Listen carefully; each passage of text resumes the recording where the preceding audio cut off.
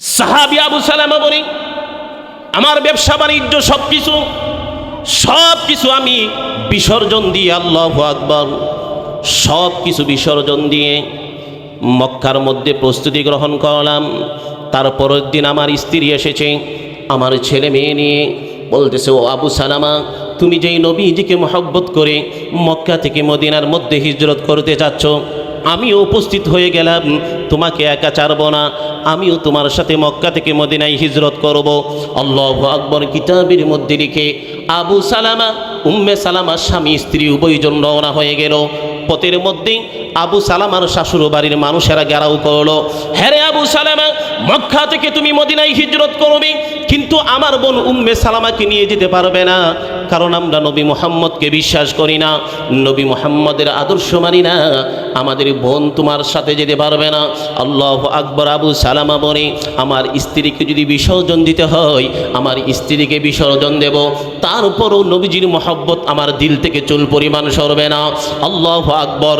স্ত্রীকে রেখে, ছেলেকে রেখে, মেয়েকে রেখে, সমস্ত ব্যবসা বাণিজ্য সব কিছু ছেড়ে দিয়ে আবু সালামা মক্কা থেকে মদিনায় হিজরত করা শুরু করলো। আল্লাহু আকবার। আবু সালামা মদিনার মধ্যে গিয়ে হাজির হলেন।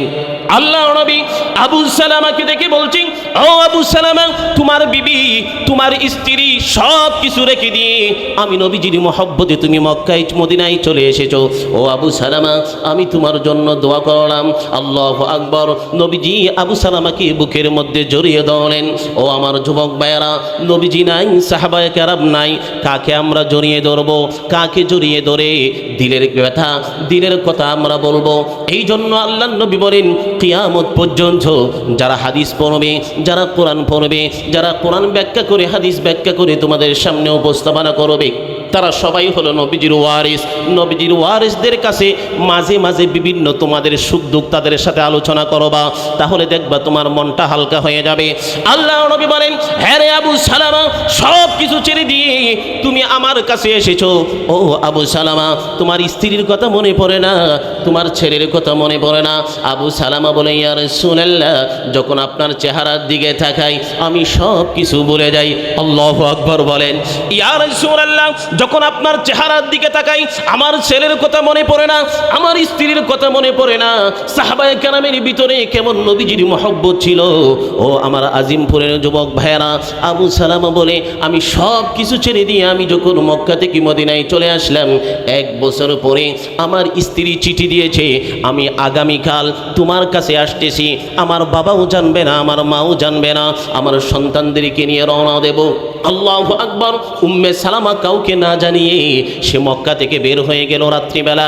কিতাবের মধ্যে লিখে, আল্লাহু আকবার, উম্মে সালামা মদিনার মধ্যে পা রাখতে দেরি কে যেন এলান করতেছে, নামাজের পরে একটা জানাজা আছে। হে মদিনার বাসীরা, হে মদিনার ব্যবসায়ীরা, নবীজি মুহাম্মদুর রাসূলুল্লাহ সাল্লাল্লাহু আলাইহি ওয়াসাল্লামের একজন সাহাবী দুনিয়া থেকে বিদায় নিয়েছে, নামাজের পরে জানাজা আছে। সমস্ত মদিনার ব্যবসায়ীরা একত্র হলো। আল্লাহু আকবার। চেহারা দেখে দেখে বলতেছি, এটা তো আমার ভাই আবু সালামা, 1 বছর পূর্বে মক্কা থেকে মদিনায় হিজরত করেছে, শুনেছি আজকে তার স্ত্রী মদিনার মধ্যে আসবে। আল্লাহু আকবার। স্ত্রী এখনো মদিনায় আসতে পারে নাই, আবু সালামা দুনিয়া থেকে বিদায় নিয়ে চলে গেছে। সকলে বলি আলহামদুলিল্লাহ। পশ্চিম আজিমপুর ইসলাহুল উম্মাহ ফাউন্ডেশন ও এলাকাবাসীর উদ্যোগে আজকে 6ষ্ঠ বার্ষিক তাফসিরুল কোরআন মাহফিলের আজকের সম্মানিত সভাপতি, এই মাহফিলের শুরু থেকে নিয়ে পর্যন্ত যে সমস্ত উলামায়ে কেরাম আলোচনা করেছেন, সামনেও যারা করবেন, আমরা যারা আলোচনা শুনেছি, সামনেও যারা শুনব, সকলের প্রতি আন্তরিক মোবারকবাদ রেখে আমরা শুরু করছি। মহান রব্বুল আলমিনের দরবারে সর্বপ্রথম শুকরিয়া আদায় করছি যে আল্লাহ পাক রব্বুল আলামিন অত্যন্ত দয়া করে, মেহেরবানি করে আপনাকে আমাকে কোরআনের মহব্বতে, দ্বীনের নিসবতে আজকের এই গুরুত্বপূর্ণ নূরানি মজলিসের মধ্যে, তাফসীরুল কোরআন মাহফিলের মধ্যে আসার বসার, অল্প সময় কোরআন ও হাদিস থেকে কিছু আলোচনা করার ও শোনার যে মালিক আপনাকে আমাকে তৌফিক দিয়েছেন, আমরা সকলেই ওই মালিকের দরবারে শুকরিয়া আদায় করছি, বলি আলহামদুলিল্লাহ। সাথে সাথে আমাদের নবী দয়ার নবী, মায়ার নবী, মোহাব্বতের নবী, ভালোবাসার নবী, সৈয়দুল মুরসালিন নবী, শফিউল মুজনিবিন নবী, মাহবুবে কিবরিয়া নবী, জিগর গোশে আমেনা নবী, মুহাম্মদ মুস্তফা নবী, আহমদ মুস্তফা নবী, দু জাহানের বাদশা নবী, নবী মুহাম্মদুর রাসূলুল্লাহ সাল্লাল্লাহু আলাইহি ওয়াসাল্লামের রওজা মুবারকে গুনাহগার উম্মতের পক্ষ থেকে লাখো কোটি দুরুদ ও সালাম পেশ করছি। সকলেই পড়ি সাল্লাল্লাহু আলাইহি ওয়াসাল্লাম। রব আপনি কবুল করেন, সকলে বলুন আমিন।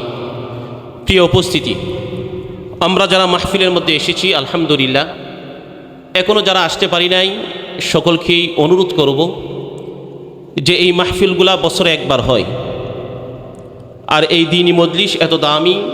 নবী মুহাম্মদুর রাসূলুল্লাহ সাল্লাল্লাহু আলাইহি ওয়াসাল্লাম বলেন, আমার কোনো উম্মত যখন অল্প সময় কিছু মাসালা শিকার জন্য, কোরআন হাদিসের কিছু কথাবার্তা শোনার জন্য একত্রিত হয়, একত্রিত হতে দেরি আপনার আমার যে কাঁধে যে ফেরেশতারা আছে ওনারা সাথে সাথে 60 বছর নফল ইবাদতের সওয়াব আপনার আমার আমল নামায় দান করতে দেরি করে না। সুবহানাল্লাহ বলেন। কত বছর? 60 বছর।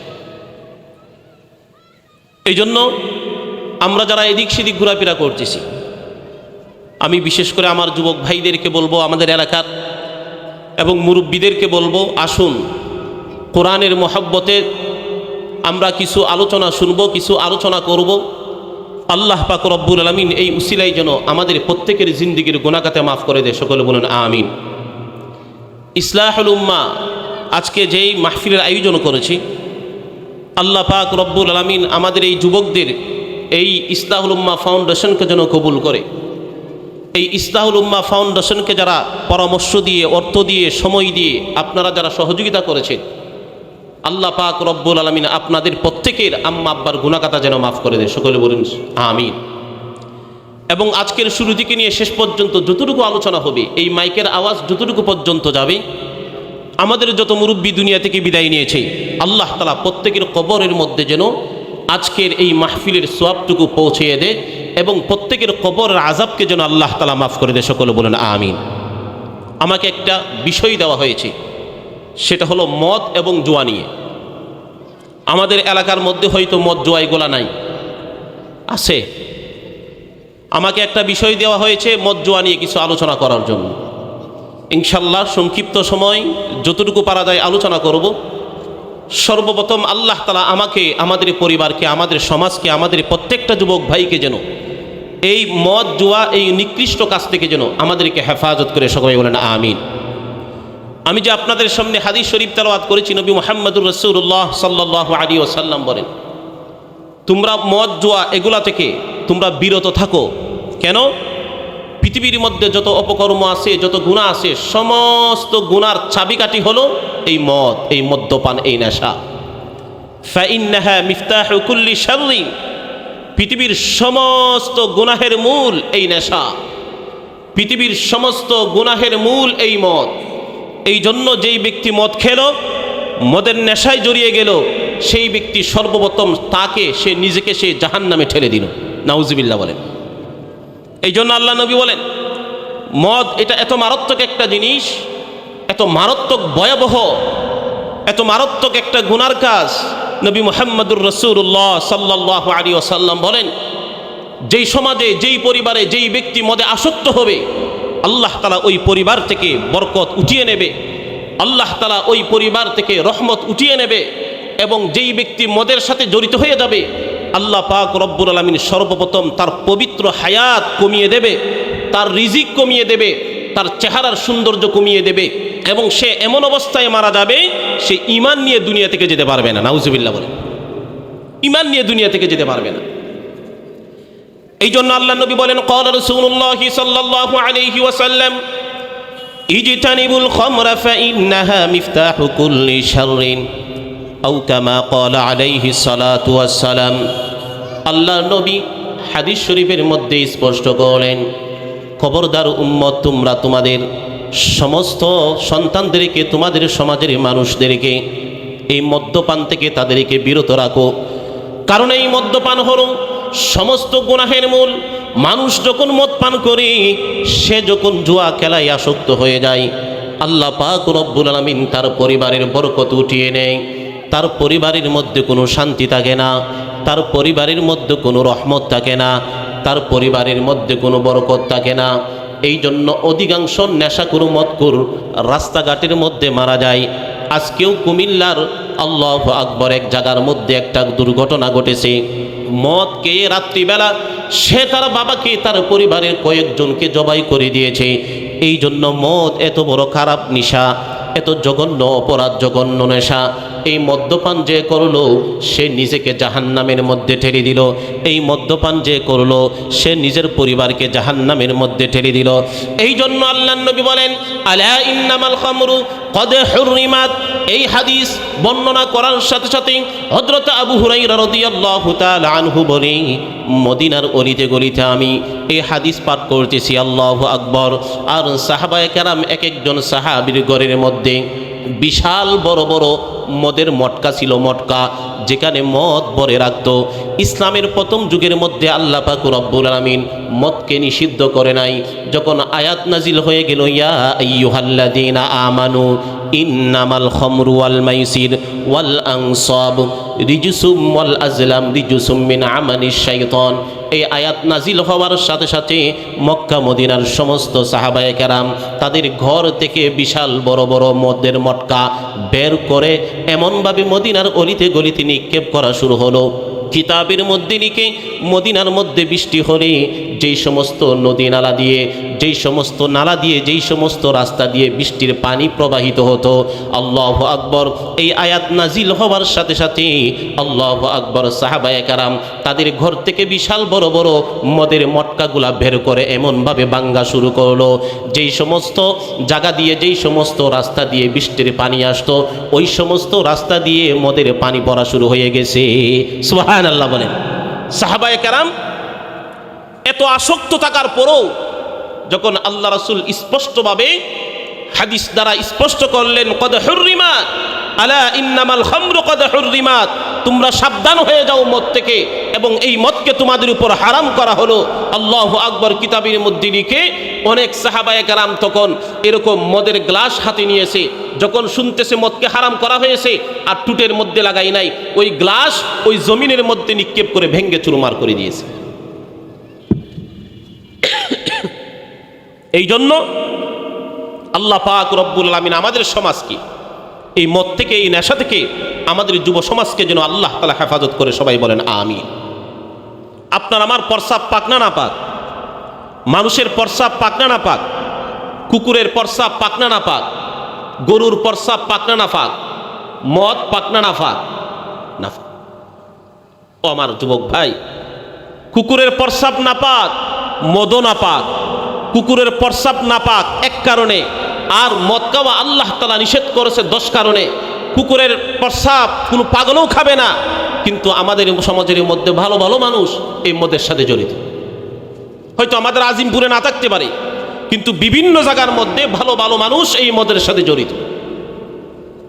আল্লাহর কসম, যতদিন পর্যন্ত এই মদ আমরা ছাড়তে পারবো না, যতদিন পর্যন্ত এই নেশা আমরা ছাড়তে পারবো না, যতদিন পর্যন্ত এই মদ থেকে আমরা দূরত্ব সৃষ্টি হবে না, এই মদের সাথে আমাদের বৈরত্ব সৃষ্টি হবে না, যতদিন পর্যন্ত এই মদ আমার পরিবার থেকে, আমার সমাজ থেকে, আমার রাষ্ট্র থেকে, যতদিন পর্যন্ত এই মদকে চিরতরে উৎখাত করতে পারবো না, ততদিন পর্যন্ত এই জমিনের মধ্যে আসমান থেকে রহমত নাজিল হবে না। আপনি যত খুশি বলেন, আপনি বড় হাজী সাহেব, কিন্তু আপনার সমাজের মধ্যে মদ চলে। আপনি বড় গাজী সাহেব, হাজী সাহেব, প্রত্যেক বছর হজ করেন, আপনার আউয়াবিন একদিনও মিস নাই, আপনার তাহাজ্জুদের নামাজ একদিনও মিস নাই, কিন্তু আপনার পরিবারে আপনার একজন ছেলে মদ খায়, জুয়ার মধ্যে সে আসক্ত। এই জন্য আল্লাহ পাক রব্বুল আলামিন বলেন, হে পৃথিবীর ঈমানদারেরা, তোমাদের উপরে মদকে হারাম করা হলো, তারপরেও কোনো মানুষ যখন মদের নেশায় আসক্ত হয়ে যায়, আল্লাহর নবী বলেন, আল্লাহু আকবার, যেই ব্যক্তি মদের নেশায় আসক্ত হলো, আল্লাহ পাক রব্বুল আলামিন তার হায়াত সংকীর্ণ করে দেয়। একজন যুবক বাঁচবে 50 বছর, 70 বছর, 80 বছর। মদ পান করার কারণে আল্লাহ পাক রব্বুল আলামিন তার পবিত্র হায়াতকে কমিয়ে দেয়। তার রিজিকের মধ্যে আল্লাহ পাক রব্বুল আলামিন সংকীর্ণতা এনে দেয়। এই জন্য দেখবেন যেই সমাজের মধ্যে, যেই পরিবারের মধ্যে মদের নেশা আছে, ওই পরিবারের মধ্যে কোনো শান্তি নাই, ওই পরিবারের মধ্যে মারামারি, ওই পরিবারের মধ্যে বিশৃঙ্খলা, ওই পরিবারের মধ্যে শান্তি বলতে কিছুই নাই। কারণ হলো শান্তি যেই পথ দিয়ে আসবে ওই পথ সে বন্ধ করে দিয়েছে। আল্লাহ নবী বলেন, ও আমার উম্মতেরা, আজ থেকে তোমাদের উপর মদকে হারাম করা হলো। সাহাবায়ে কেরাম সাথে সাথে ঘরের মধ্যে যত মদের মটকা ছিল, যত মদ ভরা যত বোতল ছিল, সবগুলাকে তারা ভেঙ্গে চুরমার করে দিয়েছে।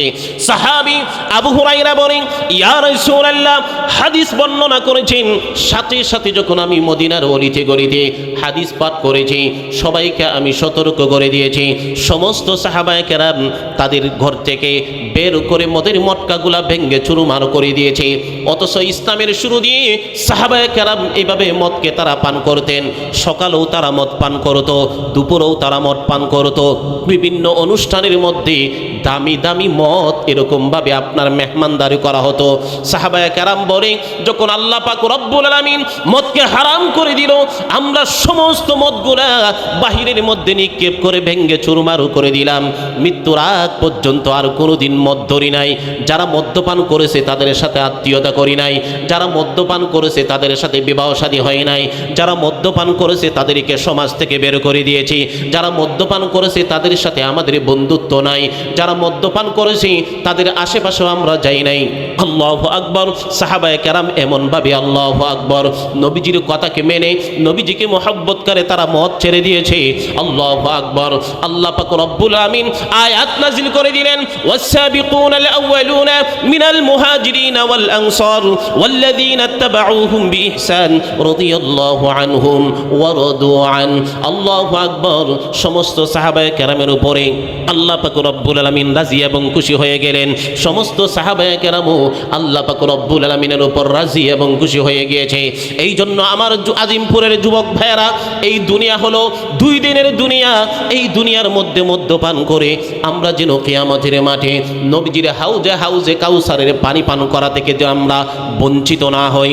কোনো যুবক যদি চাই আমি মদ্যপান করব না, এই জন্য যদি আমাকে আল্লাহ পাক রব্বুল আলামিন যদি মাফ করে দেয়, কিয়ামতের মাঠে যদি নবীজির হাতে হাউজে কাউসারের পানি যদি আল্লাহ তাআলা পান করায়, ওয়াল্লাহি আল্লাহর কসম হেরে যুবক, তুমি আজকে থেকে যদি মদ ছেড়ে দাও, জুয়া খেলা যদি ছেড়ে দাও, আল্লাহ পাক রব্বুল আমিন তোমাকে পবিত্র বানিয়ে আল্লাহর ওলি বানিয়ে দুনিয়া থেকে তোমাকে বিদায় করবে।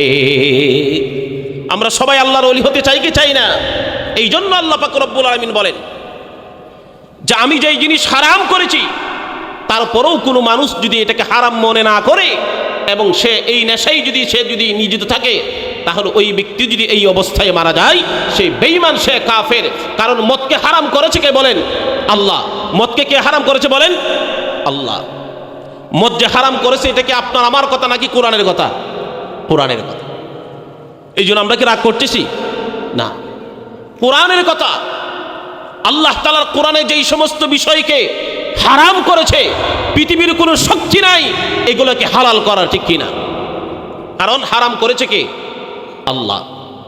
এই কোরআনের মধ্যে স্পষ্ট মদ আল্লাহ তাআলা হারাম করেছে, কোরআনের মধ্যে স্পষ্ট। জুয়া খেলাকে আল্লাহ তাআলা হারাম করেছে, কোরআনের মধ্যে স্পষ্ট। এরকমভাবে রটারিকে আল্লাহ তাআলা হারাম করেছে, কোরআনের মধ্যে নিষিদ্ধ। সুদকে আল্লাহ তাআলা হারাম করেছে, কোরআনের মধ্যে স্পষ্ট। ঘুষকে আল্লাহ তাআলা হারাম করেছে, কোরআনের মধ্যে স্পষ্ট। চুরিকে আল্লাহ তাআলা হারাম করেছে, কোরআনের মধ্যে এরকমভাবে স্পষ্ট বাণী। এরকমভাবে জেনাকে আল্লাহ তাআলা হারাম করেছে, কোরআনের মধ্যে স্পষ্ট। এই জন্য কোরআন যদি আপনার আমার জীবনে যদি বাস্তবায়ন হয়ে যায়, তাহলে আপনার আমার সমাজ থেকে সুদ, আপনার আমার সমাজ থেকে ঘুষ, আপনার আমার সমাজ থেকে মাদক, আপনার আমার সমাজ থেকে মদ, আপনার আমার সমাজ থেকে জুয়া, আপনার আমার সমাজ থেকে সমস্ত কালো যেই সমস্ত হারাম গুনাহ আছে, এগুলা এই সমাজ থেকে উঠতে বাধ্য ইনশাআল্লাহ। কোরআনের আলোচনা শুধু শুনবো না, কোরআনের আলোচনা শোনার পর এই নিয়ত করব যে আমরা এই সমাজ গড়ব কোরআন দিয়ে। বলেন ইনশাআল্লাহ। বলেন আমাদের সমাজ গড়ব কি দিয়ে? কোরআন দিয়ে। আমাদের মধ্যে অনেক মানুষ শুধু মনে করে এই কোরআন আল্লাহ তাআলা নাজিল করেছে, আমার ছেলে যখন বিদেশে যাবে 10 জন হুজুর দিয়ে দাওয়াত করব এবং তারা খতম পড়বে। অনেক মানুষের ধারণা যে এই কোরআন শুধু আল্লাহ নাজিল করছে বাবা মারা গেলে শুধু খতম পড়ার জন্য, বাবা মারা গেলে শুধু খতম পড়ার জন্য, ভাই মারা গেলে শুধু খতম পড়ার জন্য, মা মারা গেলে শুধু খতম পড়ার জন্য, আত্মীয় স্বজন কেউ বিদেশে গেলে তখন আমরা কোরআন পড়ি, রমজান আসলে কোরআন পড়ি, আর পুরা মাস কেউ কোরআন তেলাওয়াত করেও না, কোরআন ধরেও না, কোরআন দেখেও না। এরকম পরিবার আছে না নাই? অথচ এই কোরআনের মধ্যে আল্লাহ তাআলা ব্যক্তিগত জীবন থেকে নিয়ে, পারিবারিক জীবন থেকে নিয়ে, আন্তর্জাতিক জীবন পর্যন্ত, রাষ্ট্রীয় জীবন পর্যন্ত আল্লাহ তাআলা সব কিছু এই কোরআনের মধ্যে স্পষ্ট করে গিয়েছে।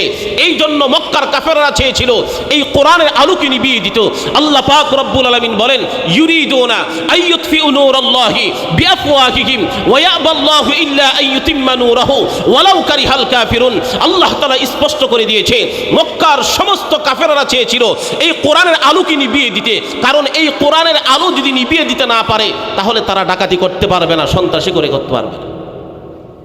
এই কোরআনের আলোকে নিভিয়ে দিতে পারলেই ডাকাতি করা কি হয়ে যাবে বলেন? সহজ হয়ে যাবে। মাজলুম মানুষের উপর জুলুম করা সহজ হয়ে যাবে। এই জন্য সমস্ত মক্কার কাফেররা চেয়েছে এই কোরআনের আলোকে নিভিয়ে দিতে, মদিনার সমস্ত কাফেররা চেয়েছে এই কোরআনের আলোকে নিভিয়ে দিতে। আল্লাহু আকবার। দামেস্কের সমস্ত কাফেররা চেয়েছে এই কোরআনের আলোকে নিভিয়ে দিতে, মিশরের সমস্ত কাফেররা চেয়েছে এই কোরআনের আলোকে নিভিয়ে দিতে, বাগদাদের সমস্ত কাফেররা চেয়েছে এই কোরআনের আলোকে নিভিয়ে দিতে। আল্লাহু আকবার। কোরআনের আলো নিভিয়ে দিতে পারে নাই, যারাই চেয়েছে এই কোরআনকে মিটিয়ে দিতে তারাই আজকে জাহান্নামী। ঠিক কি না? একটু ঠিক ঠিক বলিয়েন, তাহলে মনে করব যে আমার কথার সাথে আপনারাও কি আছেন, একমত আছে। এই কোরআন যদি আল্লাহর জমিনে বাস্তবায়ন হয়ে যায়, চুরি থাকবে বলেন? জেনা থাকবে? সুদকুর থাকবে? ঘুষখোর থাকবে? জালেম থাকবে? অসহায় মানুষের উপর জুলুম থাকবে? থাকবে না। আল্লাহর কসম।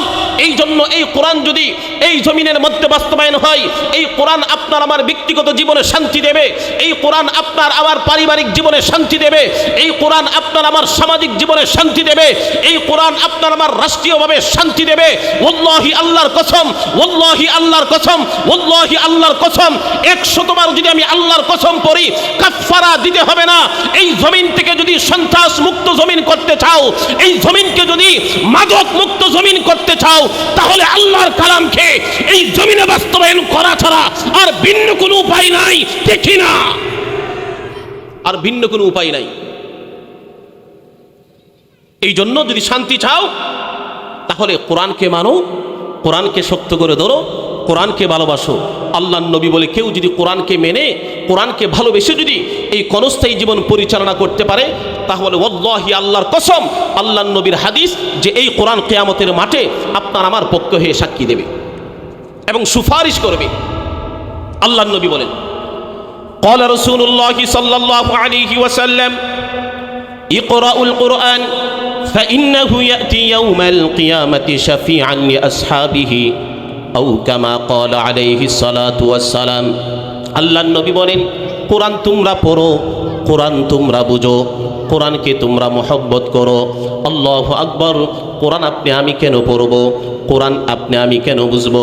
আল্লাহর নবী বলেন, কিয়ামতের মাঠে এই কোরআন তোমার ডানে থাকবে, এই কোরআন তোমার বামে থাকবে, এই কোরআন তোমার সামনে থাকবে, এই কোরআন তোমার পিছনে থাকবে। কিয়ামতের মাঠে কেউ থাকবে না, তোমার বাবা তোমার পাশে থাকবে না, তোমার মা তোমার পাশে থাকবে না, তোমার আত্মীয় স্বজন কেউ তোমার পাশে থাকবে না। কিয়ামতের মাঠে কেউ থাকবে না, কিন্তু এই কোরআন তোমার পাশে থাকবে। শুধু পাশে থাকবে না, তোমার আমার জন্য সুপারিশ করে আল্লাহু আকবার জান্নাতের দরজা পর্যন্ত পৌঁছে দেবে। তুই বলি সুবহানাল্লাহ। তাহলে এই কোরআনকে ভালোবাসার দরকার আছে না নাই? হ্যাঁ, কিয়ামতের মাঠে আপনার আমার বাবা পাশে থাকবে? থাকবে না তো। আজকে অসুস্থ হলে আত্মীয় স্বজন, স্ত্রী, বাবা, মা সবাই বড় হাসপাতালে নিয়ে যায় সুস্থ করার জন্য, কিন্তু আল্লাহ নবী বলে কিয়ামতের মাঠে মানুষ এত কষ্ট থাকবে। 50,000 সানা, কোরআনের আয়াত, 50,000 বছর কিয়ামতের মাঠে মানুষ দাঁড়িয়ে থাকবে। তার বাবা দূর থেকে দেখবে, বাবা পরিচয় দেবে না, মা দূর থেকে দেখবে, মাও পরিচয় দেবে না, আপন ভাই পাশে থাকবে, ভাই পরিচয় দেবে না, আপন বোন পাশে থাকবে, বোনও পরিচয় দেবে না। স্ত্রীর জন্য যে বাবার নাফরমানি করো, ওই স্ত্রী পর্যন্ত তোমাকে কিয়ামতের মাঠে পরিচয় দেবে না।